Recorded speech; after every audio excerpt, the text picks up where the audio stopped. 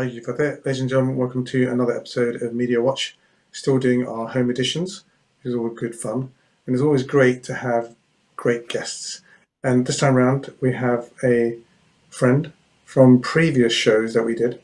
I think you remember way back we did a show with Joe Sidhu QC, and Jatinder was on as well. And we were talking about the challenges at the time in terms of COVID-19. Well, today we're going to talk about a different subject, something that's very close to Jatinder's heart. In actual fact, it's so much close to his heart that he got a few degrees in it, and then he started up his own company to focus on the digital side of business, digital strategies. So I was going to introduce you very quickly. Jatinder, welcome to the show. How are you? Thank you, Savi. Waheguru Ji Ka Khalsa, Waheguru Ji Ki Fateh. Good to see you. And we wanted to talk about, it's always good, man. How's the cycle riding going? Good? I've been a bit quiet on that side at the moment. As one of the things that we should share with the viewers is that you also look after the charity bikeRide.com website, as well as being a cyclist, and you did the website which was Challenge for Heroes, which was a great piece of work. You did really well. You did the registration pages, the tracking and everything else. But more about that in a minute. So we want to talk about three things today. First of all, digital product strategy. Why is it important? You can't just get a website and blog to your heart's content. There is obviously a strategy behind that. And then the second question really is like more around, there are millions of websites, literally, right? And there are millions of people shouting. I remember when I first started doing podcasting back in 2004, people said, you mean, what's a podcast? And now people are saying to me, how do I start a podcast? But again, there's no point in having a podcast unless you have it connected to, say, like a product ladder or some kind of strategy for your business, or you just like talking, like me. And then there's also the third part, which I wanted to talk to you about. Can you give us some, case studies of where you've worked and you've seen a digital strategy actually work? So let's kick off first of all. Digital strategy. You love it so much that you've created your company. I think you've got Digital Rapport and you've got bigfanta.com. Tell us all about the great work that you're doing in your own company to help promote digital strategies. I mean, Sikh Channel's got digital strategy. They got website. They got a really fantastic YouTube channel where they got millions of people appearing. But they need people to keep it going, don't they? That's right. Yeah, that's right. So, so Big Fanta's basically one my original company, which is a production house. It's going to be 15 years this year. That's how long we've been at it. And then the digital report side of it is basically kind of customer facing. Is more to do training and education, and educating people around digital strategy and things like that. So with like Big Fanta, it's about working with local businesses, but I've specialized it to the personal development and business niche. So working with like authors, entrepreneurs, life coaches, what we call subject matter experts, and basically getting them online and getting their message out there, and then helping them train others or helping them basically change lives in helping other people with what breakthroughs in life or business. They must struggle though, because that marketplace is massive. Every Tom, Dick, Harry, and Jane thinks they're a coach, and I'm sure I'm not knocking the fact that they are, but it's a difficult market to be in. I met somebody recently who was saying to me that they'd only had a couple of years' experience in business, but they wanted to become a life coach. I'm not knocking that, but it's interesting that maybe sometimes people are good at teaching or making sure people follow a particular a path of self-improvement, but it's a particular niche, like you said, right? But they will all have the same. They've got to be digital savvy these days, right? Yeah, that's right. Yeah, so it's an interesting stuff because with when we talk about like coaches and stuff, I mean, originally the reason I got involved with all of that was because I was learning about personal development and mindset and all that, going to these trainings and meeting fantastic people. And there was one event, one of my friends turned around and said, "Why are you learning all this stuff? Are you thinking about being a coach yourself?" And I said, "I don't know. I've got the digital marketing background. I like personal development. I like what it's about. I've got the skills, and maybe I could go in that direction." And he said something to me which made me basically dropped my jaw. Yeah, he said, "Listen, if you're gonna go into life coaching, just make sure you know one thing, and that's how to basically make money in that industry." He said because a lot of life coaches, they're brilliant at what they do, but they're broke. That's what he said to me. This guy was a business mentor coach himself, so that kind of hurt. Like, these people are fantastic, right? So why are they in that kind of situation? And that's basically what got me going in that direction, saying, well, um, I want to basically serve that industry and help those people basically get their message out. So we're talking about the people who have got the skills and knowledge. They are very good at what they do. And then just giving them the helping hand to get out there, right? And helping them get their voice heard. So that thing that you said about is it noisy? The thing is, if there's competition in that industry, that means there's money to be made. So it's not necessarily a bad thing that it's a big industry. I mean, you take the web design industry, for example, it's massive, and it's going to be 15 years for myself being in this industry to some degree. So it's not really about the industry or the competition itself. It's more about how you serve your people, how you serve and help them get results, and then that customer service element, and utilizing that to then possibly get referrals and stuff. And that's a very good addition to anything that anybody's doing digitally online as well, is that never forget that human side, the one-to-one connection with people, because that's what's going to take you forward in just growing your business overall. So, when you look at social media channels, right, you would have Twitter. Now people got WhatsApp. Now they've got TikTok. People do stuff on TikTok. Now Instagram have got Reels, which is trying to have a competition with, I think it is to a certain extent, with TikTok. Then you've got Twitter, and then you've got Facebook. I mean, there's so many different ways to connect to your client base, right? But should it be clear and concise in terms of your, what you're about? Because look at this thing called the product ladder, where you say, well, I've got a book, then I've got a series of seminars, and then I've got a series of training courses, and then you have all this kind of like, nonsense where you'll watch an advert and people will just go on and on about you should do this, but it's all the content, but none of the substance. And the only reason you get the substance is if you part with your money. And whereas the clever people are sometimes people that give tasters away, so that people can feel that, yes, it would be something that would help them. Is that a better way to go down? And then isn't it more difficult when you've got all the different social media channels to choose from?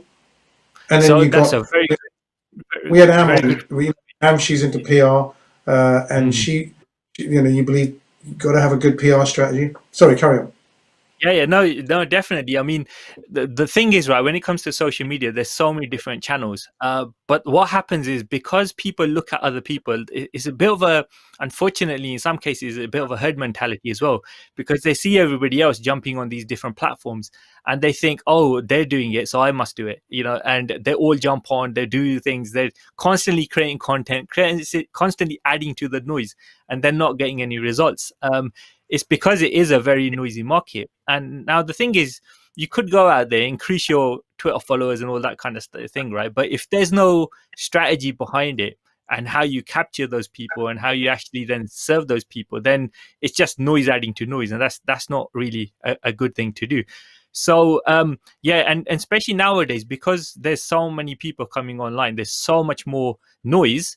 It is becoming a lot harder to kind of break through that noise. But that's one of the reasons why that human connection element is something that should never be forgotten. Now, it's one thing to be online and doing Twitter and all these kind of things, but to actually get on a conversation and chat to people, it's sometimes it's considered old school, but it's the best. It's evergreen, right?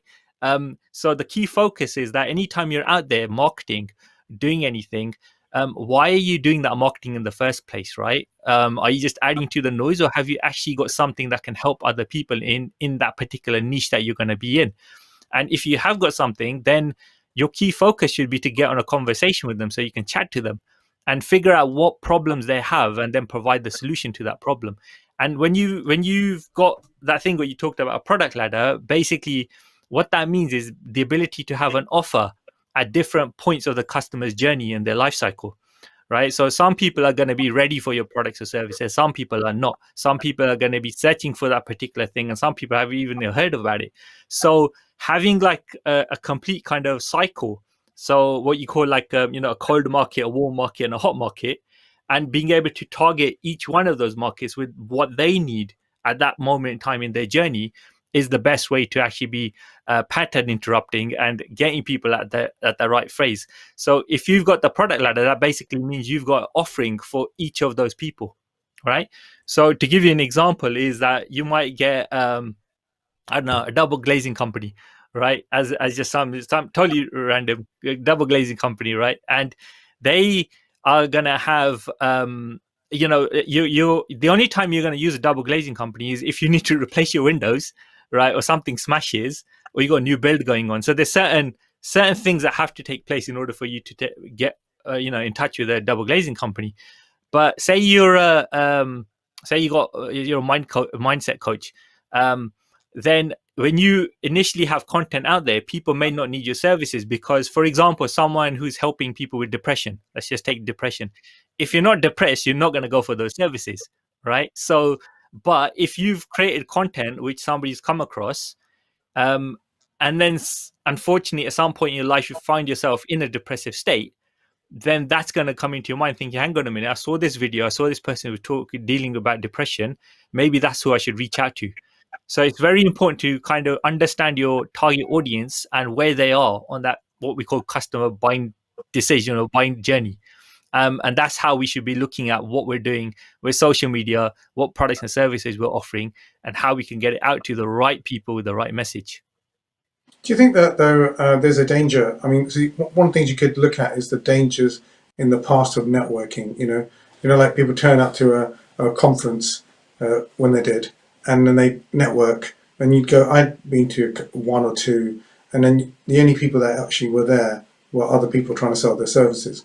There weren't actually any real customers, and so the targeting aspect, where where you were talking about, kind of being with that prospect, you could call it, or eventually that prospect will become a customer.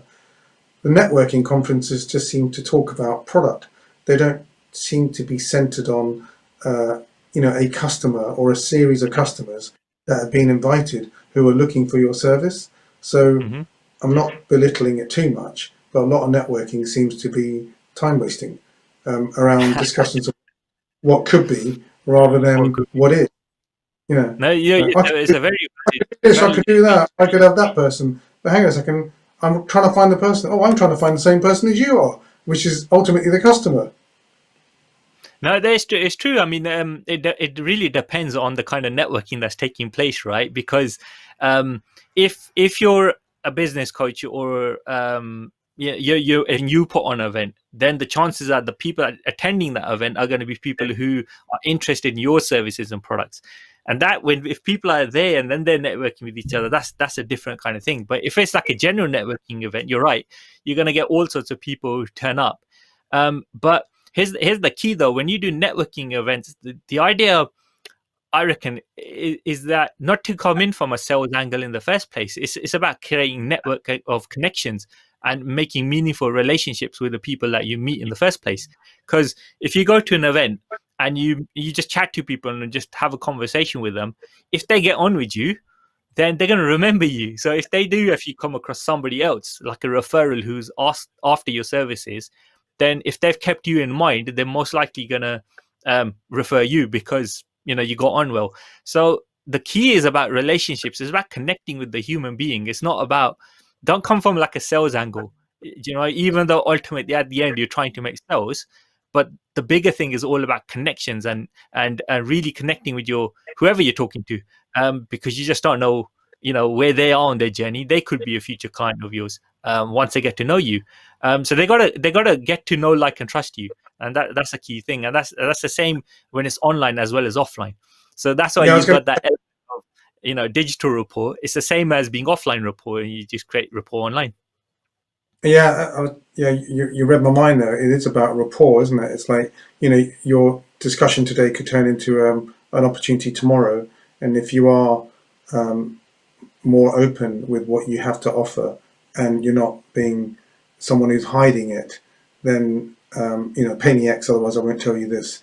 But if you're willing Mm. to give knowledge away, but then isn't there a balance between and we go back to this question, the second question, which was about there's so many people that have got podcasts and blogs and stuff. It's about being careful about what you communicate and how you Do communicate you it. mean giving away your content? You mean? Yeah, yeah. Yeah, it's not anything to worry about in that context. I explain why, because everybody's got a different learning modality. We learn in different ways. Some are more visual, some are more kinesthetic, or some people are auditory. So you can technically be putting out the best quality content on a podcast, but only the people who are interested in podcasts are going to be listening to that content, right? So and the thing is, funnily enough, right, when you're living in the online world, it's all about numbers. It's a numbers game, statistics. And if you look at it, like industry averages are around 3% conversion rates, right? And that's not a lot. So that means for every 100 people that listen to your podcast, 3 of them might try to get in touch with you. That's not a huge number, right? No, If we look at it that way. So when you're putting content out there, the idea is to be of service, but then it's the ability to then use that content to, you almost create what you call like a following, and a community of people who actually like to listen to what you have to say. And if they're resonating with what you're sharing with them, then you, like you said, you're gonna be fresh on their mind. Now, again, it depends where that person is on their journey. So they might, whatever you might be sharing might just be like one element of a bigger picture, right? And hearing something in isolation doesn't necessarily give you all the kind of pieces to a puzzle. You still have to figure out how these things work together.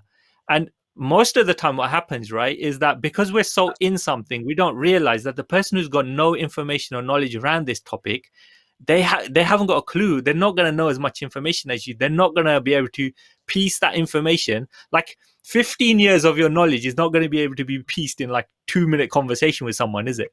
Right. So when you look at it, how you're sharing your content, they're not going to necessarily get the pieces of all the puzzle. And that's why it's important to be fixing one thing at a time or sharing one thing at a time. So if you create content, if you're addressing one issue, one topic at a time, it's going to be easier to digest. It's going to be easier to implement, and they're gonna remember you. But if you bombard people with content, it's going to be like, what's this person talking about? What's his speciality? How is he actually going to help me? Is this even relevant to me?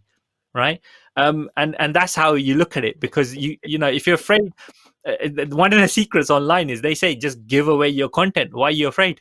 Just give it away, because if people, the mindset becomes that if this person's giving me away this free content, what's his paid content going to be like? Right. right. Do you know what I mean? But it's not about that. It's about the bigger picture and how things fit together. Like, for example, when we're working with clients, if we're building websites for clients, website is in our kind of methodology is just step 6 of a 12-step process. Right? There's 12 things in total that need to be in place for a whole business to kind of work properly online. And a website, step 6. So before that, you got funnel creations, for example, you got branding, you got the business model, you've got the what solution, then you got the niche and target industry as well. And then on the other side, you got content creation, traffic, like PR, as you mentioned as well, networking, and live events. So if you look at all of the things, all the pieces of the puzzle, you have to put them together in order to get the right pathway. And that's what is missing a lot of the time, because people just create noise on noise, but no pathway to get person from point A to point B. So, how important do you think? So, we covered off quite a lot actually. I mean, just to summarize for a second, we're talking about the importance of content. It's good to give it away. It's good to be more open with it, which is a fundamental point. You never know when you meet somebody; they may end up being your future client. That was another point you made. But I wanted to ask you about quality, right? Mm-hmm. How important is the quality of that content? So I'll give an example. I've been using a tool recently. I mean, I consider myself as one of the pioneers of podcasting, and I saw an advert. I heard an advert recently with this particular chap went, "Oh, it's so easy to do now, and it is push button now. It's literally push button. You can do it on your phone, and the quality of the smartphones are so good that you can do all kinds of stuff. But ultimately, has it been structured well? Is there a clarity around who's going to be spoken to and what kind of information that person's going to walk away with? And they want to be interested in coming back to you. The discipline behind every Friday, Funky Friday, is when that particular episode comes out. It comes out every 2 weeks. You train the audience to look forward to it. But then the content itself, if it's poor and crackly and inaudible to a certain extent, that's a switch off, right? There has to be a minimum. Is your view that there has to be a minimum standard for this stuff about structure as well as how it's recorded? Yeah. Yeah, absolutely. I'll give you an example. So what happened was, I was curious to see what's going on in the blog sphere online, right? So I took up a challenge, 90-day challenge, to create content every single day for 90 days, right? Because one of the things with blogs, for example, is that the quality of the content is key, and it became quite apparent because when you look at it, I'll give you an example. Say you're looking for, you're searching for something. You type in the search engine and you get these videos, or you get blogs, posts, or websites come up, right? And then you click through to those that content, have a look at it and read it. Now, in order for you to compete with that content, right? One, it has to be better than what's out there already. Yeah. And that should be a penny drop moment for a lot of people, because the only way you're going to compete with it is because Google's going to look at it and think, is this content any good compared to this person who's written about the same topic, right? And if it's not, it's going to be hard to even get a ranking and a listing. But then when you have that, good quality content out there, it will, if you're generating that consistently, I'm not saying doing it every day like I try to do for 90 days kind of thing, right? Because that can be a waste in itself as well. I got a whole little thing around that.